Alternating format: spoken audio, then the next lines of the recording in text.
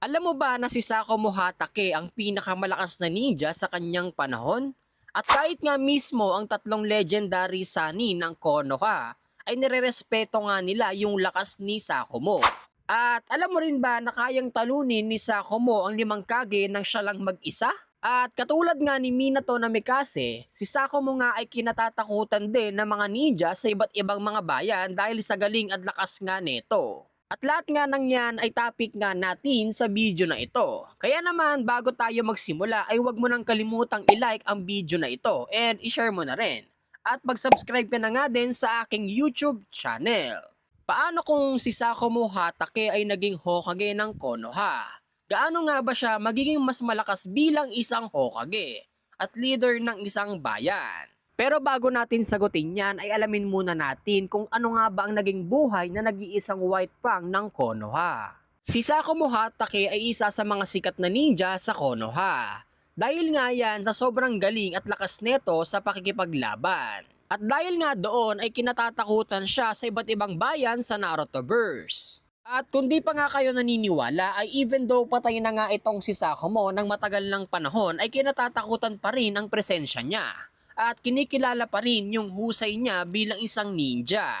At kahit nga matandang malakas na ninja na galing sa Suna na si Lola Chiyo ay kinikilala nga din si Sakumo at galit nga din siya kay Sakumo. Dahil nga pinatay ni Sakumo yung mga magulang ni Sasori. At ito ang si Sakumo ay binansagang The White Fang of the Leaf. At gaya nga ni Minato na Mikase, siya nga rin ay kinatatakutan ng iba't ibang bayan sa Naruto. Alam naman natin na nagkaroon nga si Sakumo ng isang anak at ito nga si Kakashi na naging maayos nga din ang pagpapalaki ni Sakumo kay Kakashi. Lumaki nga itong naging isang malakas na ninja at talagang naging isang Hokage din ng Konoha at the end of the series. Pero one day isang araw ay pinadala nga itong si Sakumo bilang team captain sa isang misyon at meron nga siyang mga kasama na elite jonin para maging alalay niya sa misyon. At noong nandun na nga siya mismo sa battlefield at hawak na nga niya yung pakay nila doon sa lugar na yon ay biglang ngang natrap at talagi nga sa panganib yung mga kasamahan niya. At bilang isang ninja na ayaw mawalan ng kasamahan ay minabuti nga ni Sakumo na abandonahin ang misyon at iligtas ang mga kasamahan niya. To make a story short, naligtas nga niya ang kasamahan niya sa panganib. Pero ang kapalit nga nun ay hindi naging successful yung misyon na pinamunuan niya. Dahil nga sa ginawa niya na iligtas ang kasamahan niya kaysa unahin ang misyon. At pagbalik nga nila ng Konoha ay doon na nga siya binatikos at kinamuhian ng mga ninja at lalong lalo na yung mismong niligtas niyang mga ninja sa misyon at ang sarili niyang bayan.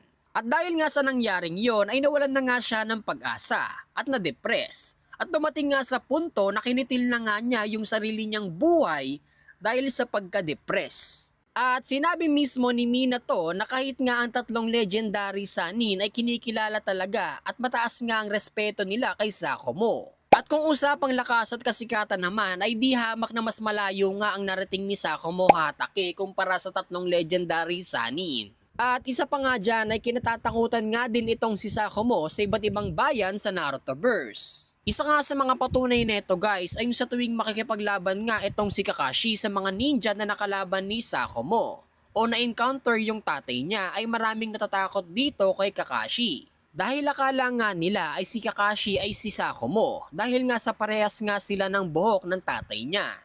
At isa pa nga dyan ay akala nga ng mga kalaban ay si Kakashi ang White Fang of the Leaf. Ito ang si Sakumo ay nakilala bilang napakagaling na ninja na gumagamit ng Kenjutsu at White Light Chakra Saber. At dahil nga doon ay nakilala siya bilang isang White Fang of the Leaf.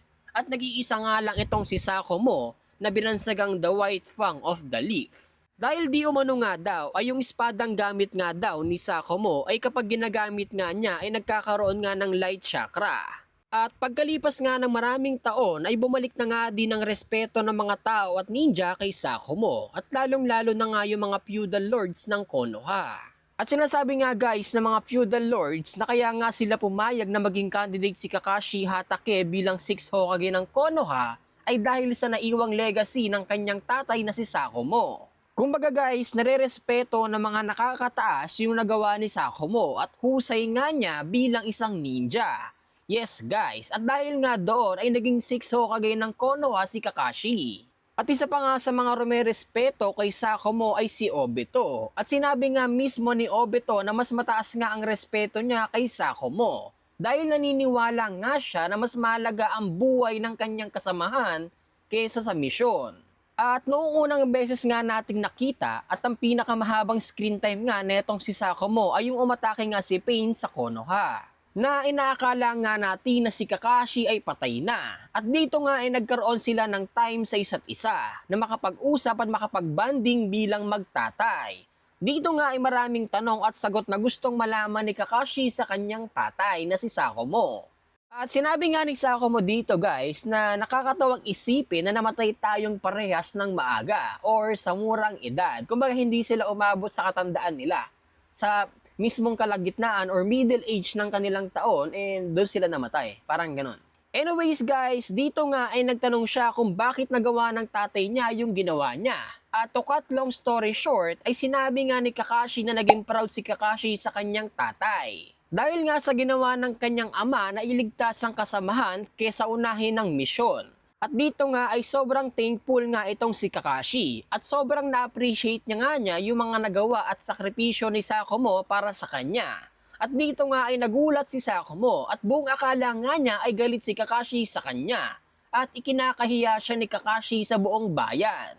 At sa wakas nga guys, sa sinabi nga ni Kakashi ay matatahimik na nga itong si Sakomo at magiging masaya na nga siyang mawawala. Ngayon nga alam na natin yung buong kwento about kay Sakomo at kilalang kilala na nga natin siya. Ngayon alamin naman natin kung gaano nga ba siya kalakas noong nabubuhay pa at paano kung maging Hokage siya ng Konoha ay gaano nga ba siya kalakas. Well, sabihin na natin ng tatlong legendary Sannin ng Konoha na sina Jiraiya, Tsunade at Orochimaru ay considered as Hokage level na nga guys.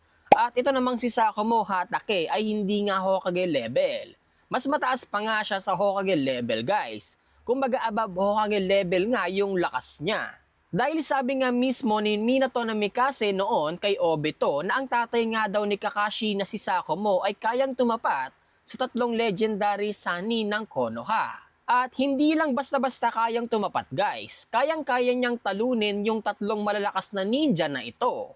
At kung kaya nga niyang talunin ng legendary Sannin ng Konoha ay for sure guys, ay easy-peasy lang para kay Sakomo na talunin ng 7 Ninja Swordsmen of the Mist. Na alam naman natin guys na ang 7 Ninja Swordsmen of the Mist ay talaga namang nakakatakot yung lakas nila. Kumbaga kaya nilang sumira ng isang nasyon nang silang 7 lang. And I just want to say guys na yung tatlong legendary Sannin ng Konoha sa kanilang prime ay kayang tumalo na 5 Kage ng sabay-sabay. Pero syempre guys, magiging mahirap na labanan ngayon para sa 5 Kage at tatlong legendary Sannin ng Konoha.